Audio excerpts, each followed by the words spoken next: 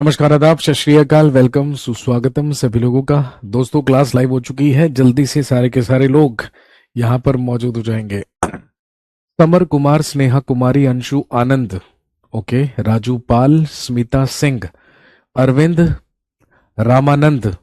ये कुछ कमेंट्स हैं जो मुझे स्क्रीन पर नजर आ गए हैं। भाई जितने भी लोग हैं यहाँ पर, जल्दी से सारे के सारे लोग जुड़ जाइए। शिवानी गंगवार, महेश, सुरेश, कमलेश, नेपाल। भाई साहब, पूरे गांव का नाम लिख दिया आपने तो। ये आप ही का नाम है या पूरे के पूरे कुनबे का नाम आपने लिखा है? SS चौधरी, ब्रजेश यादव, ओके, ऋषु राज, कुलदीप, चंद्रकला शर्मा, कृष्णा वर्मा, पुनीत कुमार, विशाल, मुस्कान, सोनाली, रितिका,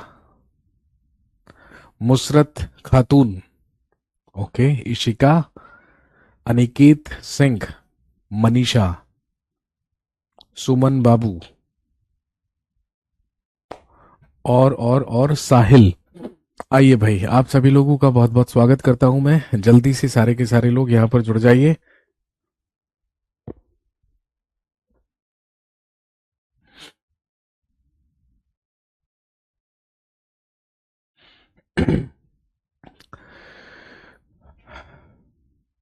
जी नमस्कार, आप सभी लोगों को बहुत बहुत स्वागत है आपका इस क्लास में, इस सेशन में।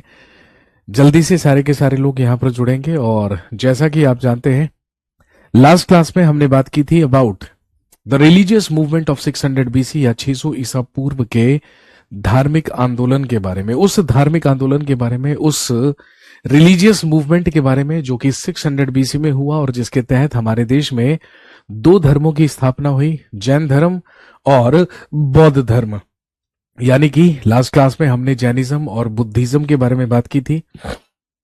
और मैंने आपसे कहा था कि जब अगली क्लास में हमारी मुलाकात होगी तो हम बात करेंगे अबाउट राइज ऑफ मगध या मगध के उत्कर्ष के बारे में।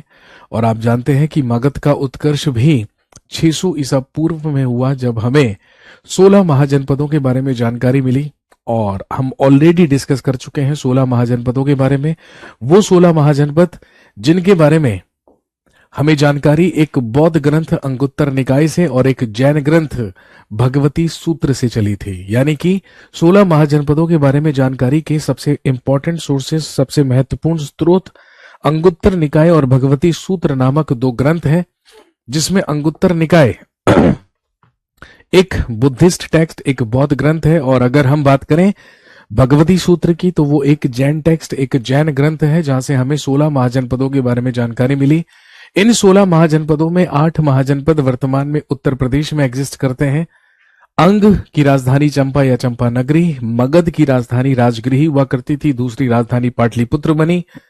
काशी की राजधानी वाराणसी हुआ करती थी, कौशल की राजधानी श्रावस्ती और अयोध्या थी, वत्स की राजधानी कौशाम्बी, ये सब हम डिस्कस कर चुके हैं पहले। चेदी की राजधानी शुक्तिमती हुआ करती थी, कुरु की राजधानी हुआ करती थी इंद्रप्रस्थ। इसके अलावा पांचाल की राजधानी अहिछत्र और काम्पिल्य, मत्स्य की राजधानी विराटनगर, शूरसेन की राजधानी हुआ करती थी मथुरा, अश्मक की राजधानी पोटन या पोटली हुआ करती थी, अवंती की राजधानी उत्तर में उज्जैन और दक्षिण में माहिष्मती हुआ करती थी। इसके बाद गंधार की राजधानी तक्षशिला, कंबोज की राजधानी हाटक या लाजपुर या राजापुर, उसके बाद वज्जी की राजधानी वैशाली, और फिर लास्ट में मल्ल महाजनपद जिसकी राजधानी कुशीनगर और पावापुरी हुआ करती थी। तो बुद्धिज्म और जैनिज्म के बारे में हम बात कर चुके हैं। आज हम बात करने वाले हैं अबाउट, हेडिंग डाल लीजिए, राइज ऑफ मगध, यानी कि मगध का उत्कर्ष। आज हम बात करेंगे अबाउट राइज ऑफ मगध या मगध के उत्कर्ष के बारे में।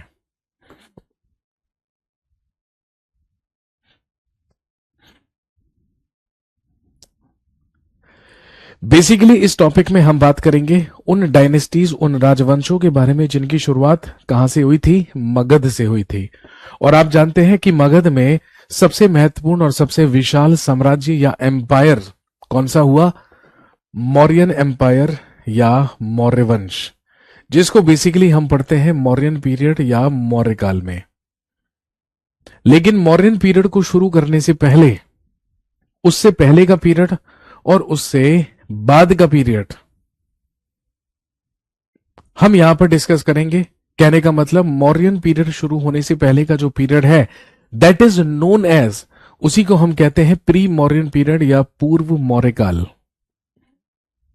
और ध्यान रखेंगे प्री मौर्यन पीरियड या पूर्व मौर्य काल वो काल है, वो पीरियड है जो कि मौर्यन एम्पायर शुरू होने से पहले हुआ करता था, जिसमें हमारे देश में 3 डायनेस्टीज या 3 राजवंश चले, जिसमें सबसे पहला राजवंश, सबसे पहली डायनेस्टी कहलाती है हरियंका डायनेस्टी या हरियक वंश, जिसे पितृहंता वंश भी कहते हैं, जिसकी स्थापना बिंबिसार नामक शासक के द्वारा की गई थी।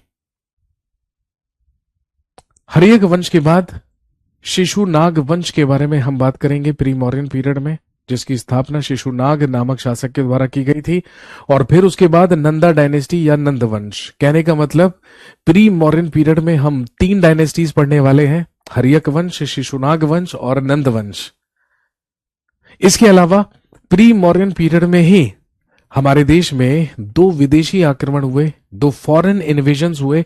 और वो जो 2 फॉरेन इन्वेजन्स हुए या विदेशी आक्रमण हुए, उसमें सबसे पहला पर्शियन इन्वेजन या ईरानी आक्रमण कहलाता है। आप कह सकते हैं कि हमारे देश पर आक्रमण करने वाले सबसे पहले फॉरेनर्स या सबसे पहले विदेशी कौन थे? पर्शियंस, यानी कि ईरानी। आज जो ईरान है उसी को प्राचीन काल में पर्शिया कहा जाता था, फारस कहा जाता था, और वहीं का आक्रमण हमारे देश में हुआ सबसे पहले। और अगर दूसरे फॉरेन इन्वेजन की बात करें तो भारत पर होने वाला दूसरा विदेशी जो आक्रमण हुआ वो हुआ ग्रीक इन्वेजन, यानी कि यूनानी आक्रमण। और ध्यान रखेंगे ग्रीक इन्वेजन या यूनानी आक्रमण में हम बात करते हैं अलेक्जेंडर द ग्रेट या सिकंदर महान की। वही अलेक्जेंडर, वही सिकंदर जो कहां से आया था? ग्रीस यानी कि यूनान के मैसेडोनिया या मकदूनिया नामक स्थान से आया था। लेकिन नंद वंश का अंतिम शासक धनानंद या घनानंद, जिसकी हत्या अपने गुरु चाणक्य की मदद से चंद्रगुप्त मौर्य ने की, और इसी चंद्रगुप्त मौर्य के द्वारा मगध के सबसे बड़े और विशाल राजवंश की स्थापना की गई, जिसे हम मौर्यन एम्पायर या मौर्य साम्राज्य के नाम से जानते हैं, जिसमें हम सबसे पहले बात करेंगे चंद्रगुप्त मौर्य जो कि इसका संस्थापक हुआ। उसके बाद उसका उत्तराधिकारी उसका पुत्र बिंदुसार, और बिंदुसार के बाद उसका उत्तराधिकारी उसका पुत्र हुआ अशोका द ग्रेट या अशोक महान, और फिर अशोक के उत्तराधिकारी या सक्सेसर्स। और जैसे ही मौर्यन पीरियड समाप्त हुआ, तो मौर्यन पीरियड समाप्त होते ही अगला जो पीरियड है that is known as post Mauryan period, उसे हम कहते हैं मौर्योत्तर काल।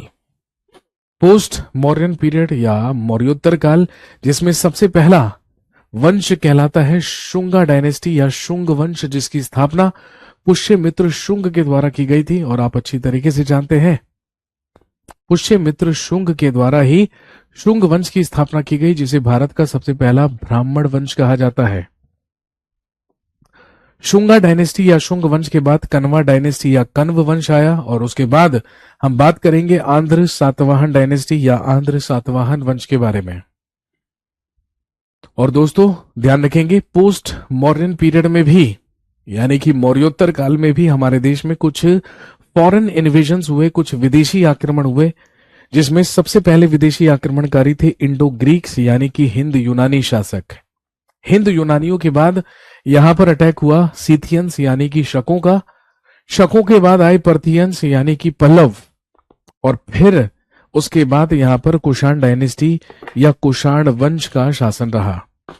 तो कहने का मतलब यह है कि राइज ऑफ मगध टॉपिक में हमें कुल 7 डायनेस्टीज या 7 राजवंशों के बारे में बात करनी है, और वो 7 राजवंश हरियक वंश, शिशुनाग वंश, नंद वंश, मौर्य वंश, शुंग वंश, कन्व वंश और आंध्र सातवाहन वंश होते हैं।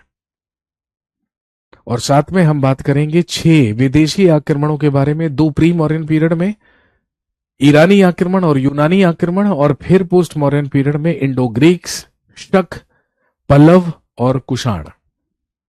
यह है लेआउट राइज ऑफ मगध का, जिसमें हमें पढ़ने हैं मगध के राजवंश। तो आप चाहें तो इस लेआउट को बना सकते हैं, नोट कर सकते हैं, जो कि हमें पढ़ना है किसमें? राइज ऑफ मगध टॉपिक में।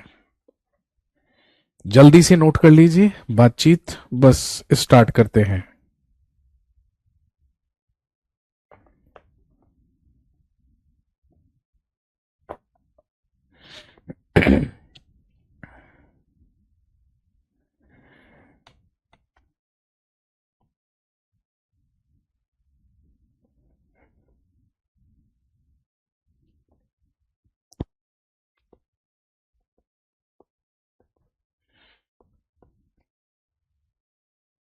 Done.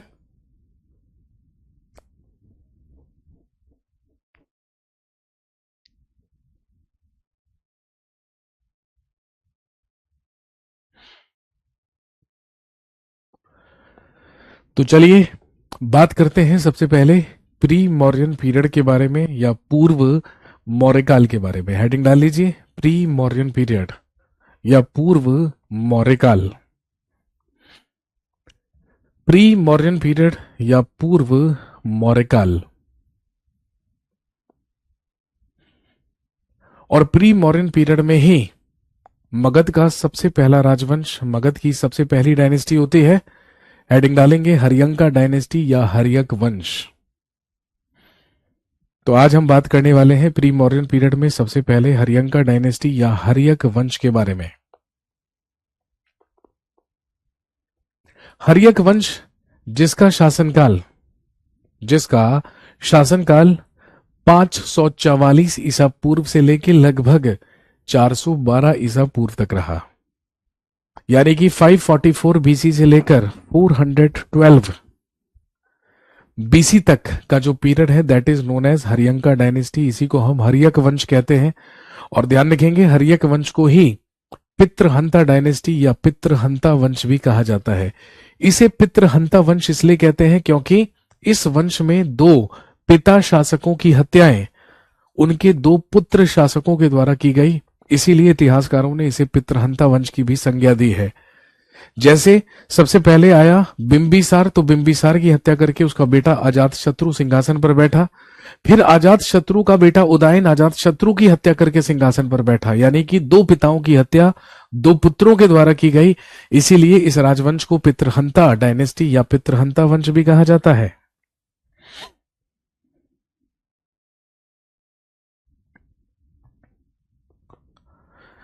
And the founder of Haryanka dynasty या हरियक वंश का संस्थापक हुआ बिंबिसार। तो सबसे पहला शासक लिखेंगे बिंबिसार। और ध्यान रखेंगे there is a big difference between Bimbisara and Bindusara.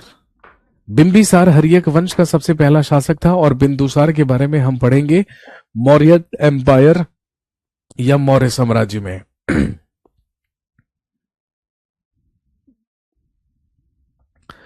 तो दोस्तों सबसे पहले 544 ईसा पूर्व से लेकर लगभग 492 ईसा पूर्व तक मगध में शासन किया बिंबिसार ने। तो सबसे ही पहला शासक हम लिखते हैं मगध का बिंबिसार।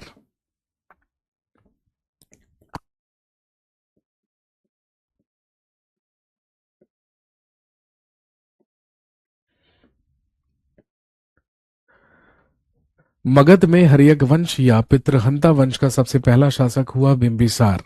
सबसे ही पहला पॉइंट लिखेंगे he was contemporary to Gautam Buddha.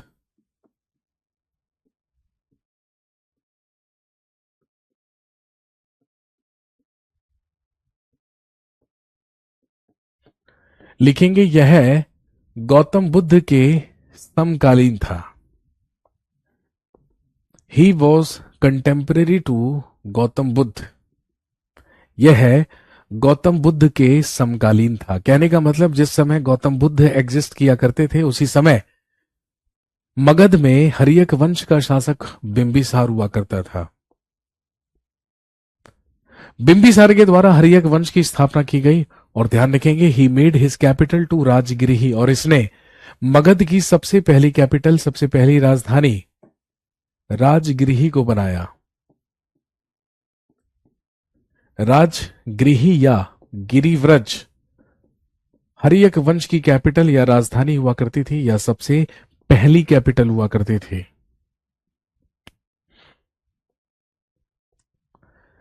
इसके बाद अगले पॉइंट में लिखेंगे he attacked Anga and added it into Magadh. इसने अंग पर आक्रमण करके उसे मगध साम्राज्य में मिलाया। और याद कीजिए, जब हम 16 महाजनपद पढ़ रहे थे तो 16 महाजनपदों में हमने सबसे पहले ही अंग महाजनपद के बारे में बात की थी। वो अंग महाजनपद जो कि वर्तमान में बिहार का भागलपुर और मुंगेर क्षेत्र है, जिसकी राजधानी चंपा या चंपान नगरी हुआ करती थी।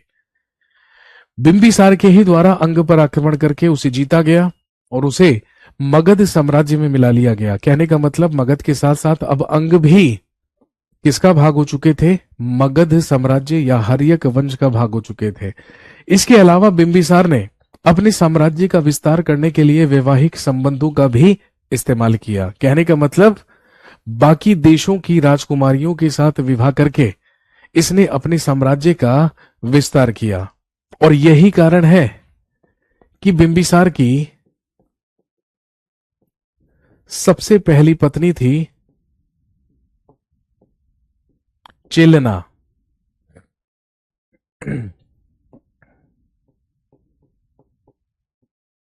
जो कि लिच्छवी के शासक चेटक की बहन थी। बिंबिसार ने अपने शासनकाल में अपना सबसे पहला विवाह लिच्छवी गण के शासक चेटक की बहन चेलना के साथ किया था।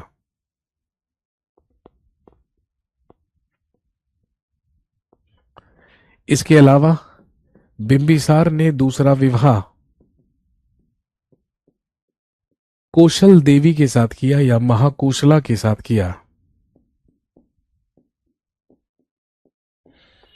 बिंबिसार ने दूसरा विवाह कौशल देवी के साथ किया, जो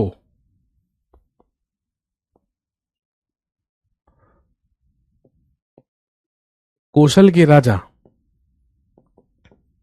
राजा प्रसेनजीत की बहन हुआ करते थे। उस समय कौशल का शासक हुआ करता था प्रसेनजीत। उसी के साथ बिंबिसार ने विवाह किया था। और ध्यान रखेंगे, प्रसेनजीत से ही इसने दहेज में प्राप्त किया था काशी। यानी कि अब काशी महाजनपद, जिसकी राजधानी वाराणसी हुआ करती थी, वो भी मगध का भाग बन चुका था।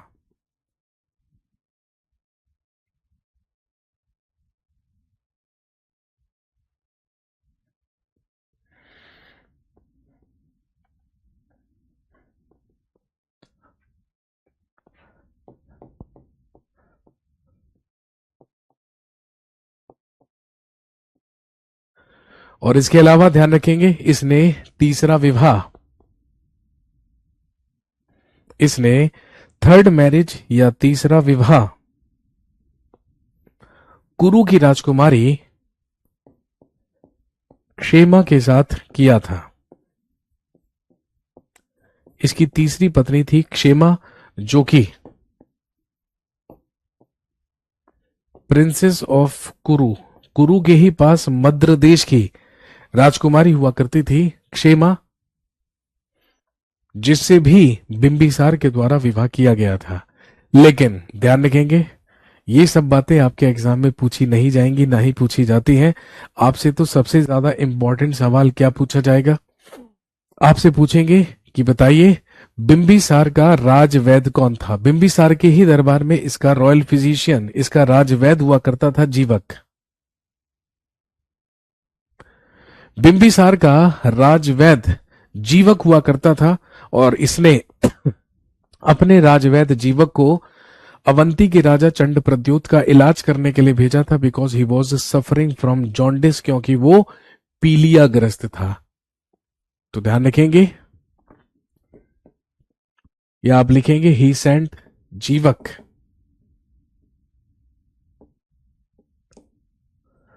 For the treatment of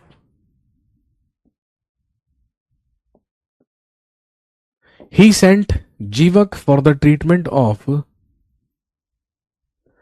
Chand Pradyot of Avanti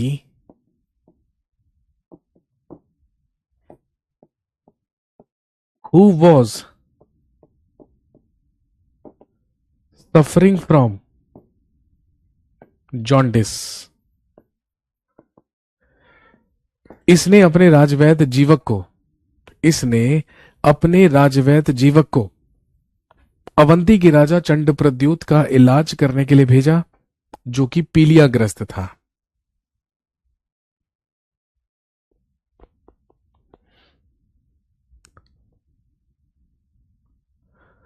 ये बिंबिसार से पूछे जाने वाला सबसे महत्वपूर्ण और सबसे इंपॉर्टेंट क्वेश्चन, सबसे महत्वपूर्ण सवाल होता है।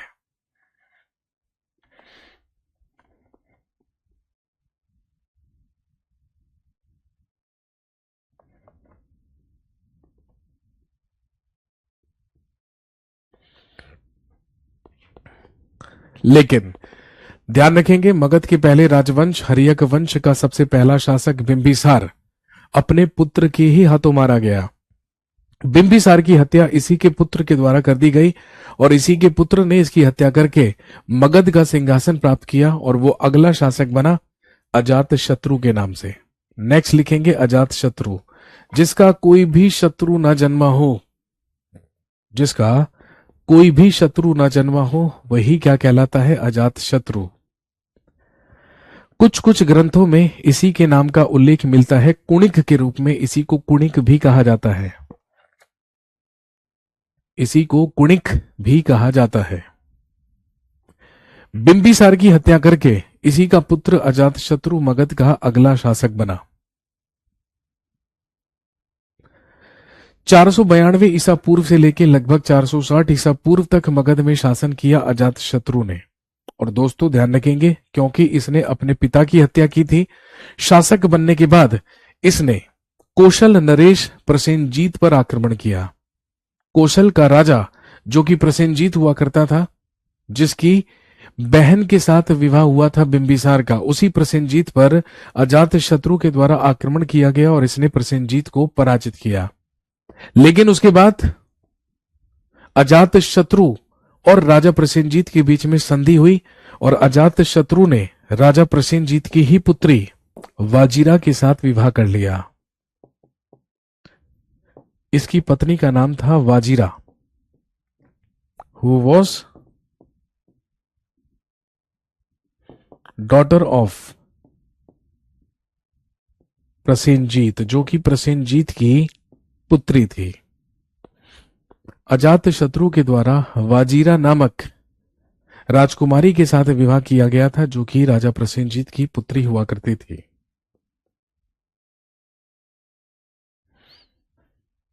इसके अलावा आपसे सवाल पूछेंगे कि गौतम बुद्ध और महावीर स्वामी दोनों की ही मृत्यु एक ही शासक के शासनकाल में हुई थी। वो शासक कौन था?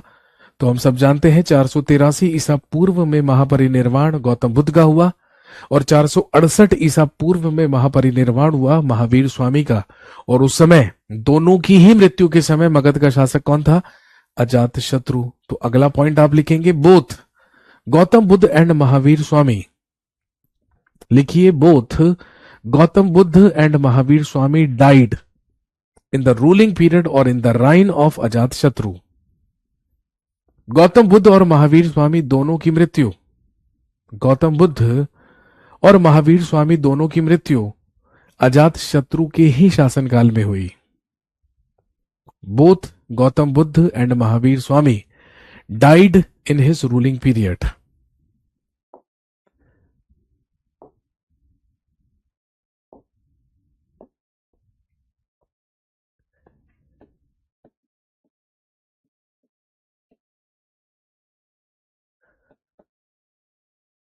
हम सब जानते हैं 483 बीसी में महापरिनिर्वाण हुआ गौतम बुद्ध का और 468 बीसी में महापरिनिर्वाण हुआ, यानी कि मृत्यु हुई महावीर स्वामी की। और दोनों ही की मृत्यु के समय मगध का शासक अजात शत्रु हुआ करता था।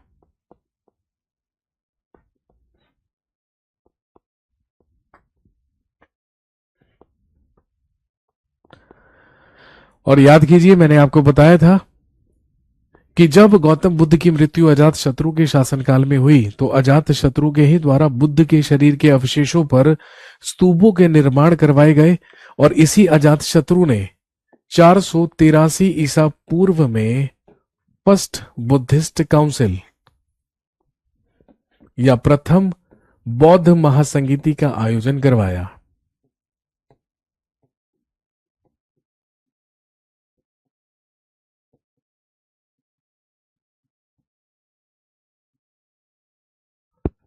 इसी के द्वारा 483 बीसी में 483 ईसा पूर्व में फर्स्ट बुद्धिस्ट काउंसिल या प्रथम बौद्ध महासंगीति का आयोजन करवाया गया, जो कि कहां पर हुआ था भाई? उस समय मगध की राजधानी राजगृही थी, तो राजगृही के ही सप्तपर्णी केव या सप्तपर्णी गुफा में,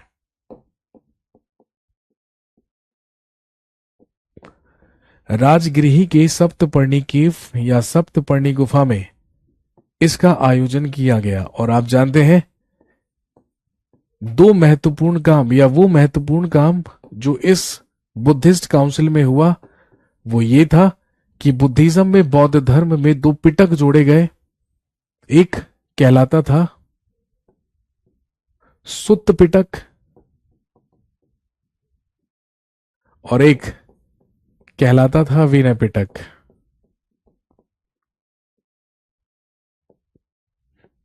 सुत्त पिटक और विनय पिटक नामक दो ग्रंथों को बुद्धिज्म में जोड़ा गया था या बौद्ध धर्म में शामिल किया गया था।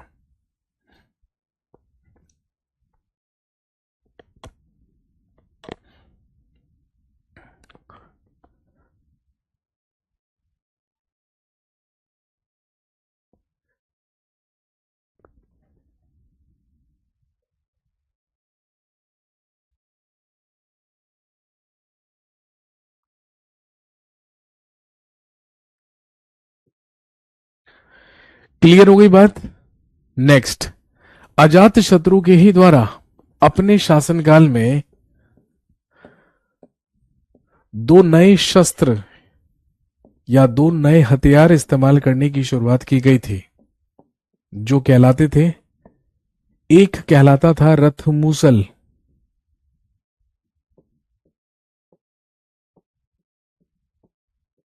और एक कहलाता था महाशिला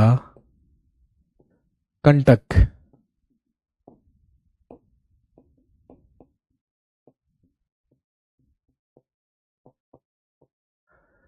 रथ मूसल और महाशिला कंटक नामक दो नए आर्म्स या हथियारों का इस्तेमाल करने की शुरुआत भी अजात शत्रु के ही द्वारा उसके शासनकाल में की गई थी। जो काम अजात शत्रु ने अपने पिता बिंबिसार के साथ किया, बिल्कुल वही कार्य अजात शत्रु के पुत्र उदयन ने अजात शत्रु के साथ भी किया। कहने का मतलब, अजात शत्रु की हत्या भी इसी के पुत्र के द्वारा की गई और वो मगध का अगला शासक बना, जिसका नाम था उदयन, या कुछ कुछ ग्रंथों में इसी का नाम लिखा हुआ मिलता है उदयभद्र। 460 ईसा पूर्व से लेकर लगभग 440 ईसा पूर्व तक मगध में शासन किया उदयन ने। पहले बिंबिसार की हत्या अजात शत्रु ने की, फिर अजात शत्रु की हत्या उदयन ने की। जैसी करनी वैसी भरनी। और क्योंकि दो पिताओं की हत्या दो पुत्रों के द्वारा की गई, इसीलिए इस वंश को इतिहासकारों ने पितृहंता वंश की भी संज्ञा दी है।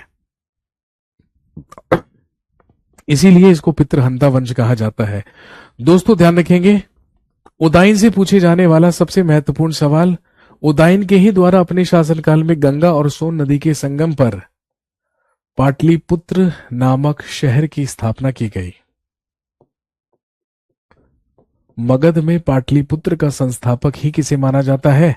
उदयभद्र या उदयन को माना जाता है। और ध्यान रखेंगे, इसी ने मगध की राजधानी को राजगृही से पाटलिपुत्र स्थानांतरित किया और अब मगध की न्यू कैपिटल या नई राजधानी बन गई पाटलिपुत्र, या जिसे कुसुमपुरा भी कहा जाता था।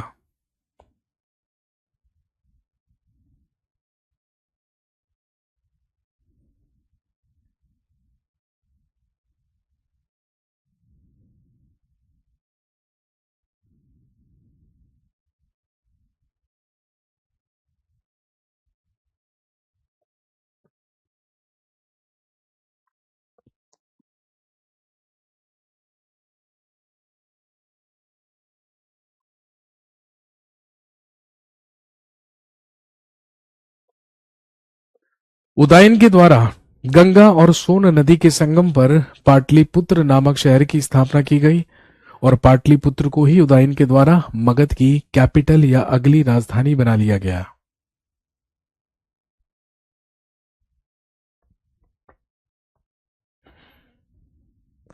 इसके बाद हर्यक वंश में 3 और शासक हुए। उदयन के बाद आया अनिरुद्ध, अनिरुद्ध के बाद आया मुंडा या मुंडक, लेकिन आपको याद रखना है केवल और केवल last ruler of Haryanka dynasty, Haryak वंश का अंतिम शासक हुआ नागदशक। इसी नागदशक का एक महामंत्री, एक महामात्य हुआ करता था जिसका नाम था शिशुनाग। उसी शिशुनाग ने नागदशक की हत्या करके मगध में दूसरी डायनेस्टी या दूसरे राजवंश की स्थापना की अपने ही नाम से, जो कहलाता है शिशुनाग वंश या जिसे शिशुनाग डायनेस्टी कहा जाता है। तो ध्यान रखेंगे, हर्यक वंश के बाद मगध का अगला राजवंश हुआ शिशुनाग डायनेस्टी या शिशुनाग वंश। हेडिंग डाल लीजिए नेक्स्ट, शिशुनाग डायनेस्टी।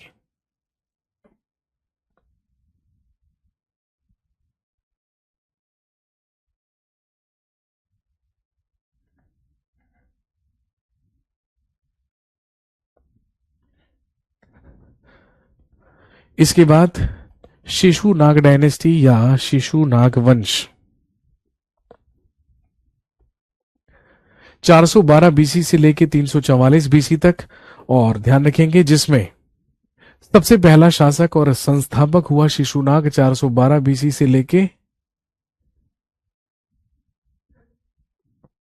394 बीसी तक। यहां पर 84 लिखा है, इसको 94 कर लीजिए। 412 ईसा पूर्व से लेकर 394 ईसा पूर्व तक शिशुनाग वंश में शासन किया सबसे पहले शासक शिशुनाग ने। इसी के द्वारा शिशुनाग वंश की स्थापना की गई थी। और ध्यान रखेंगे, जब मगध का शासक शिशुनाग बना तो इसने सबसे ही पहला काम क्या किया, इसने अवंती पर आक्रमण करके प्रद्योत वंश का अंत किया और अवंती को भी मगध साम्राज्य में मिला लिया।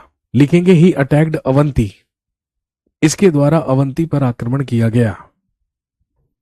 ही अटैक्ड अवंती या इसके द्वारा अवंती पर आक्रमण किया गया। And he destroyed Pradyot dynasty, और इसने वहां पर प्रद्योत वंश का अंत किया। ही डिस्ट्रॉयड प्रद्योत डायनेस्टी या इसने प्रद्योत वंश का अंत किया।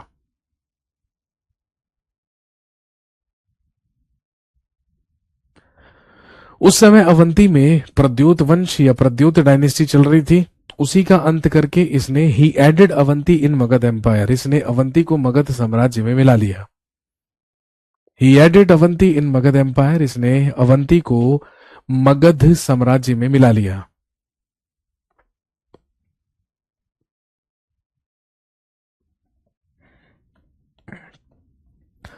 और दूसरा इंपॉर्टेंट काम इसने क्या किया, he shifted his capital from Pataliputra to Vaishali. इसके द्वारा मगध की कैपिटल या मगध की राजधानी को पाटलिपुत्र से स्थानांतरित करके वैशाली लाया गया और वैशाली मगध की अगली कैपिटल या राजधानी बना ली गई। शिशुनाग की मृत्यु के बाद इसका उत्तराधिकारी इसका पुत्र हुआ। और ध्यान रखेंगे, शिशुनाग के बाद इसका पुत्र कालाशोक शिशुनाग वंश का अगला शासक बना, जिसे काक वर्ण भी कहा जाता है या जो काक वर्ण के नाम से भी प्रसिद्ध है। इसी को काक वर्ण कहा जाता है, ये काक वर्ण के नाम से भी प्रसिद्ध है। 394 ईसा पूर्व से लेकर लगभग 366 ईसा पूर्व तक मगध का शासक हुआ कालाशोक। और हम सब जानते हैं इन 383 बीसी 383 ईसा पूर्व में ही ऑर्गेनाइज्ड सेकंड बुद्धिस्ट काउंसिल इन वैशाली, क्योंकि इस समय मगध की राजधानी क्या थी, वैशाली। इसी ने द्वितीय बौद्ध महासंगीति का आयोजन करवाया, जो हम ऑलरेडी बुद्धिज्म में पढ़ चुके हैं, जिसकी अध्यक्षता साबक मीर के द्वारा की गई थी और बौद्ध अनुयायी स्थावीर और महासंगिक में विभाजित हुए थे इसी बौद्ध महासंगीति या इसी बुद्धिस्ट काउंसिल में। कालाशोक या काक वर्ण के द्वारा दूसरी बौद्ध महासंगीति का आयोजन करवाया गया था। और ध्यान रखेंगे, he again shifted his capital from Vaishali to Pataliputra, और इसने अपने शासनकाल में पुनः मगध की राजधानी को वैशाली से पाटलिपुत्र स्थानांतरित कर लिया। 383 बीसी में सेकंड बुद्धिस्ट काउंसिल वैशाली में ही हुई, लेकिन उसके बाद इसने अपनी कैपिटल को फिर से चेंज किया वैशाली से पाटलिपुत्र।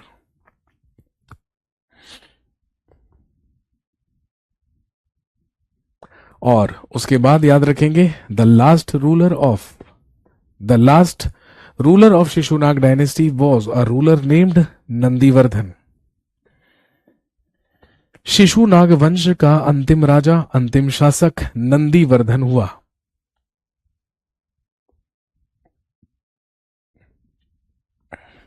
नोट कीजिए,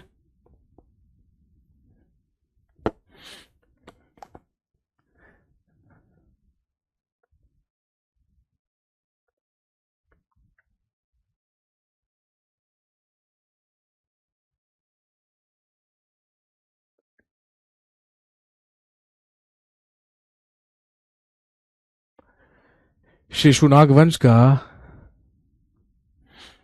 अंतिम शासक हुआ नंदीवर्धन। और दोस्तों ध्यान रखेंगे, इसी नंदीवर्धन का एक सचिव हुआ करता था, एक सेक्रेटरी हुआ करता था जिसका नाम था महापद्मनंद। उसी महापद्मनंद के द्वारा नंदीवर्धन की हत्या करके मगध के तीसरे राजवंश या तीसरी डायनेस्टी की स्थापना की गई, which is known as Nanda dynasty, जिसे हम नंद वंश के नाम से जानते हैं, जो कहलाती है नंदा डायनेस्टी या जो कहलाता है नंदवंश। 344 बीसी से लेकर लगभग 323 या 322 ईसा पूर्व या बीसी तक मगध का तीसरा राजवंश चला, which is known as Nanda dynasty या जिसे हम नंद वंश के नाम से जानते हैं।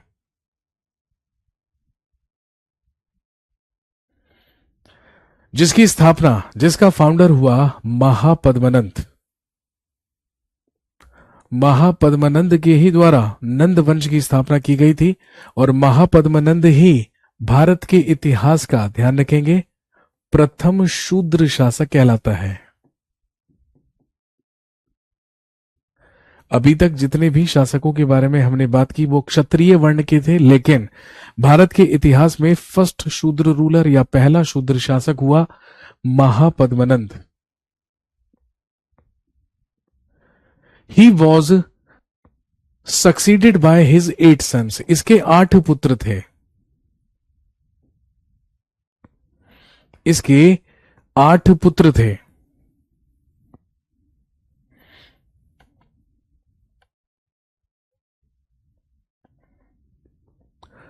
और ध्यान रखेंगे, महापद्मनंद के ही द्वारा सबसे पहले कलिंग पर आक्रमण किया गया था, या इसने कलिंग पर आक्रमण करके कलिंग को जीता था।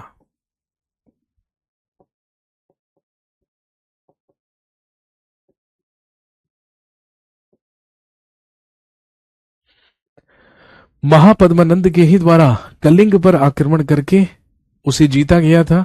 ऐसी जानकारी हमें खारवेल के हाथी गुफा अभिलेख से चलती है, यानी कि इसके बारे में जानकारी का एक सोर्स है एलिफेंट केव इंस्क्रिप्शन।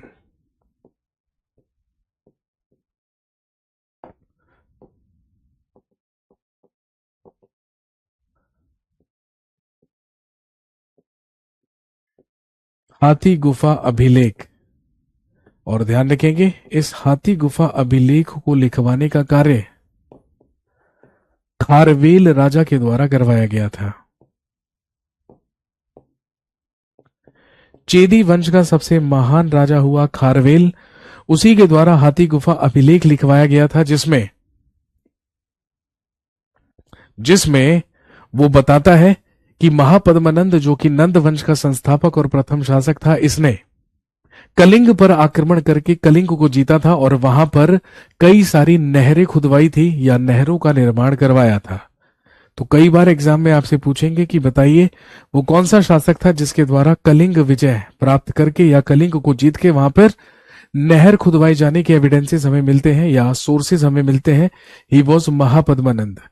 इसके 8 पुत्र थे, ही हैड 8 सन्स, और इसके 8 पुत्र ही इसके बाद एक के बाद एक नंद वंश के सिंहासन पर बैठे। But the last and the most famous ruler of this dynasty was his 8th सन। इसका 8वां पुत्र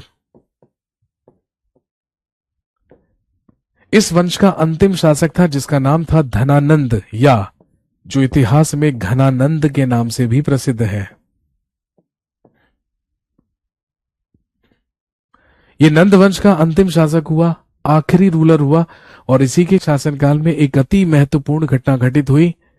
326 ईसा पूर्व में इन 326 बीसी इसी के शासनकाल में हुआ इन्वेजन ऑफ अलेक्जेंडर, यानी कि सिकंदर का आक्रमण।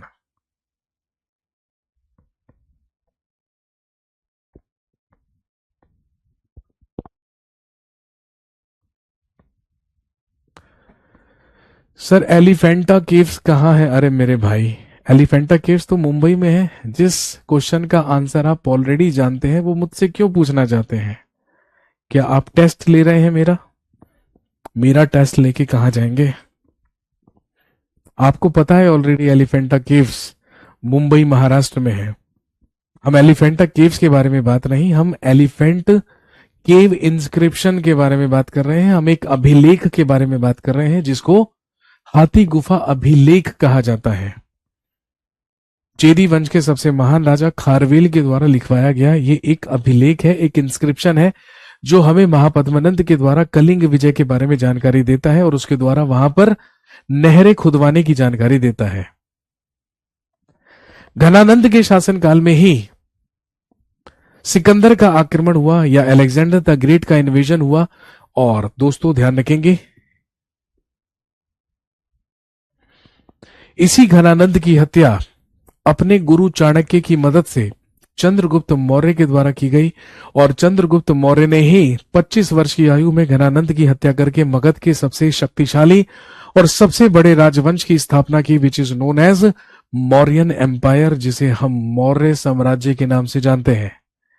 लेकिन मौर्यन एम्पायर को शुरू करने से पहले, मौर्य साम्राज्य के बारे में पढ़ने से पहले हम जानेंगे उन 2 फॉरेन इन्वेजन्स के बारे में, उन 2 विदेशी आक्रमणों के बारे में जो कि प्री मौर्यन पीरियड या पूर्व मौर्य काल में ही भारत में हो चुके थे।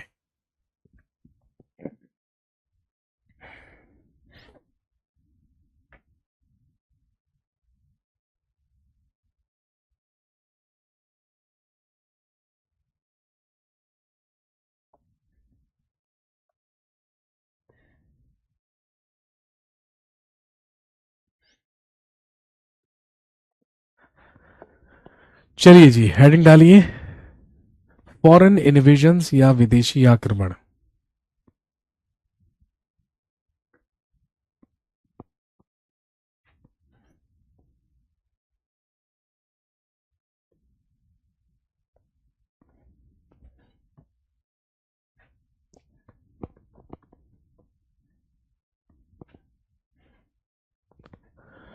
फॉरेन इन्वेजन्स या विदेशी आक्रमण, मैंने आपको बताया भारत में आक्रमण करने वाले सबसे पहले विदेशी या सबसे पहले फॉरेन इन्वेडर्स थे पर्शियंस, यानी कि ईरानी लोग।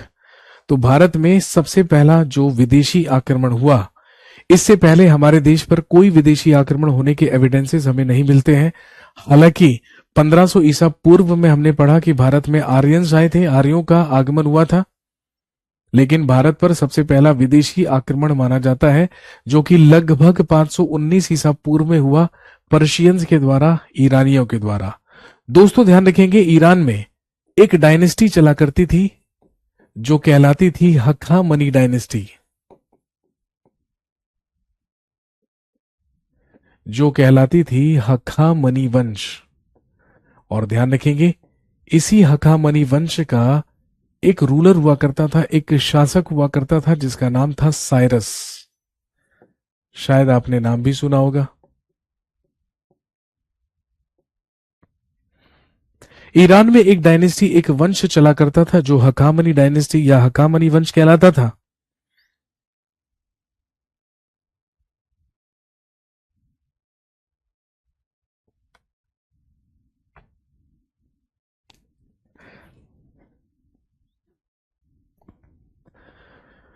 हकामनी वंश की स्थापना या इसका शासक साइरस के द्वारा किया गया था।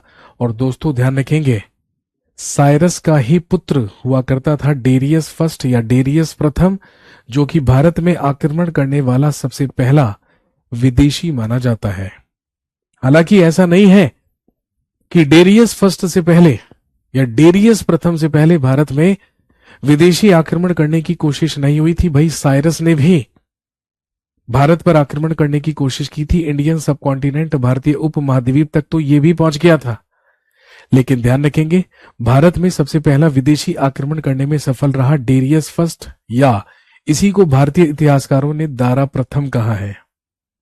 ये साइरस का उत्तराधिकारी, साइरस का पुत्र हुआ करता था और लगभग 519 ईसा पूर्व में इसने भारत पर आक्रमण किया था, जिस समय मगध में हर्यक वंश चल रहा था और यहां पर शासन कर रहा था बिंबिसार। इस विदेशी आक्रमण के बारे में जानकारी का सोर्स हमारे पास एक अभिलेख है जो कहलाता है बेहिस्तून इंस्क्रिप्शन, जो कहलाता है बेहिस्तून अभिलेख, जो हमें कहां से प्राप्त हुआ था? गांधार से। और दोस्तों ध्यान रखेंगे, ये जो बेहिस्तून अभिलेख है ये हमें खरोष्टी लिपि या खरोटी स्क्रिप्ट में लिखा हुआ मिला है।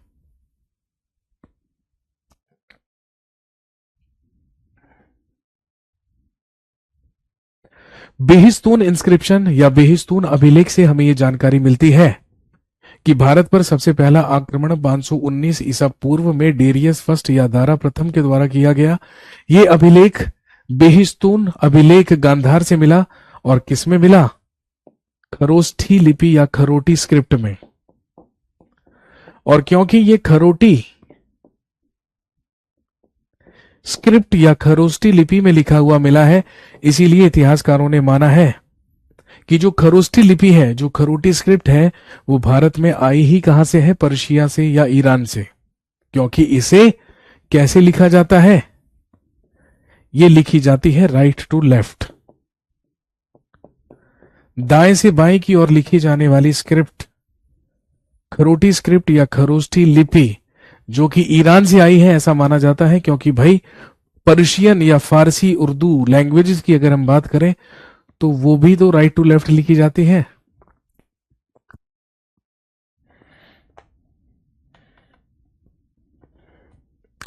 इसके अलावा ध्यान रखेंगे, पर्शियन सिल्वर कॉइन्स या चांदी के सिक्कों को सोगदोई कहा जाता था। पर्शियंस के द्वारा चलवाए गए चांदी के सिक्कों को सोगदोई कहा जाता था। और इन्हीं चांदी के सिक्कों को और इन्हीं चांदी के सिक्के या सोगदोई के ही आधार पर भारत में भी सबसे पहले चांदी के सिक्कों को चलाने का प्रचलन शुरू हुआ था, ऐसा माना जाता है। और इसके अलावा ध्यान रखेंगे, पर्शियंस के द्वारा चलवाए गए जो गोल्ड कॉइन्स हुआ करते थे उन्हें डेरिक कहा जाता था।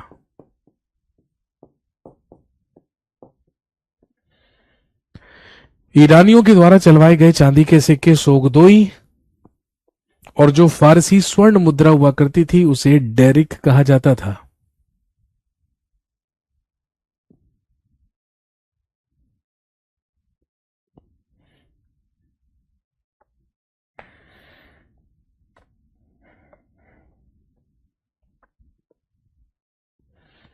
यह था भारत पर होने वाला सबसे पहला विदेशी आक्रमण, सबसे पहला फॉरेन इन्वेजन।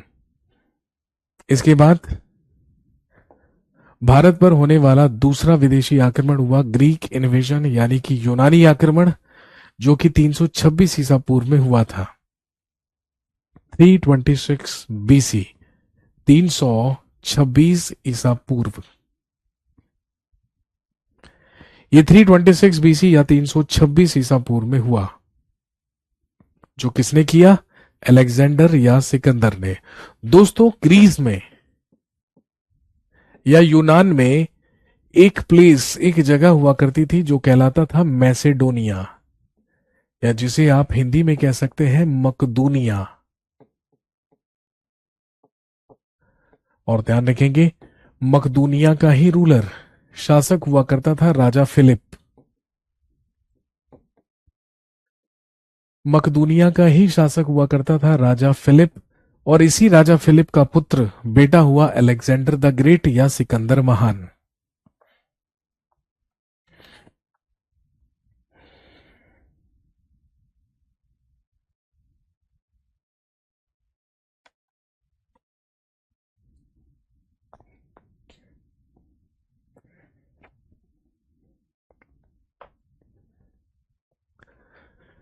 अलेक्जेंडर या सिकंदर, जिसके गुरु एरिस्टोटल या अरस्तु हुआ करते थे, यही भारत पर आक्रमण करने के उद्देश्य से आया। काबुल, कंधार, हेरात और जेड्रोसिया के रास्ते होते हुए ये गांधार की राजधानी तक्षशिला तक पहुंच गया, और तक्षशिला में ही आप जानते हैं उस समय राजा आम्भी का शासन हुआ करता था। उसने सिकंदर के सामने आत्मसमर्पण किया और इसकी मदद करने का वादा किया, और देखते ही देखते अलेक्जेंडर अपनी सेना लेकर पहुंच गया झेलम नदी के किनारे या वितस्ता नदी के किनारे।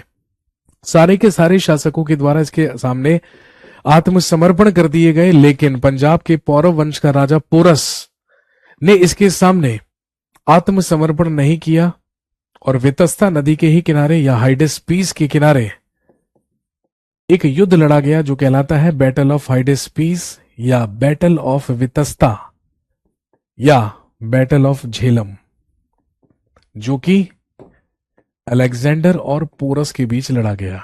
इस युद्ध में अलेक्जेंडर ने या सिकंदर ने पोरस को पराजित किया, लेकिन पोरस की बहादुरी से प्रसन्न होकर उसने पोरस का राज्य वापस लौटाया और उसे जीवन दान भी दिया। लेकिन ऐसा कहते हैं कि झेलम नदी को पार नहीं कर पाया अलेक्जेंडर या सिकंदर, क्योंकि इसकी तबीयत अचानक से बिगड़ी, और जब इसकी तबीयत बिगड़ी तो ये यहां से वापस लौट गया, अपना सारा का सारा जीता हुआ क्षेत्र अपने सेनापति को देकर, जिसका नाम सेल्यूकस निकेटर था। ये वापस चला गया इराक के बेबीलोन नामक स्थान पर। और ध्यान रखेंगे, he died at the age of 33 years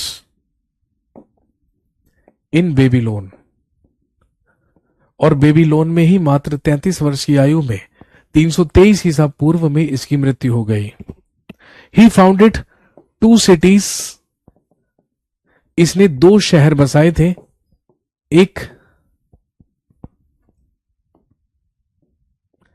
इसने भारत में 2 शहर बसाए, एक निकैया या विजयनगर, और दूसरा शहर अपने घोड़े के नाम पर इसने बसाया, जिसका नाम था बुकाफेला। इसके अलावा इसने अफ्रीका में भी एक शहर बसाया था जिसे सिकंदरिया कहा जाता था। आपसे पूछेंगे कि बताइए इतिहास का वो कौन सा शासक है जिसका जन्म यूरोप में हुआ, मृत्यु एशिया में हुई और जिसे दफनाया गया अफ्रीका में। तो ग्रीस के मैसेडोनिया में यह पैदा हुआ था, यानी कि यूरोपियन। इराक के बेबीलोन में इसकी डेथ हुई थी, इसकी मृत्यु हुई थी, यानी कि एशिया। और इसे दफनाया गया अफ्रीका के सिकंदरिया नामक स्थान पर, जो शहर इसी के द्वारा बसाया गया था। यह विश्व विजेता कहलाता है और मात्र 29 वर्ष की आयु में इसने पूरे के पूरे विश्व को जीत लिया था। लेकिन इतिहासकार ऐसा कहते हैं कि भारत आकर इसे मलेरिया हो गया था और मलेरिया से मारा गया सिकंदर महान, अलेक्जेंडर द ग्रेट।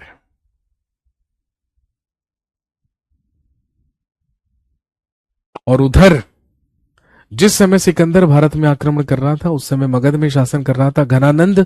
उसी घनानंद की हत्या चंद्रगुप्त मौर्य के द्वारा की गई, जिसने मगध के सबसे बड़े राजवंश की स्थापना की, which is known as Mauryan dynasty या मौर्यन एम्पायर। तो दोस्तों हम पहुंच गए हैं मौर्य वंश में। आज की कहानी को यहीं तक रहने देते हैं। अगली क्लास में जब आपसे मुलाकात होगी तो हम बात करेंगे और स्टार्ट करेंगे पढ़ना अबाउट मौर्यन एम्पायर या मौर्य साम्राज्य के बारे में। चलिए जी, thank you very much, have a nice day, शुक्रिया, धन्यवाद, जय हिंद।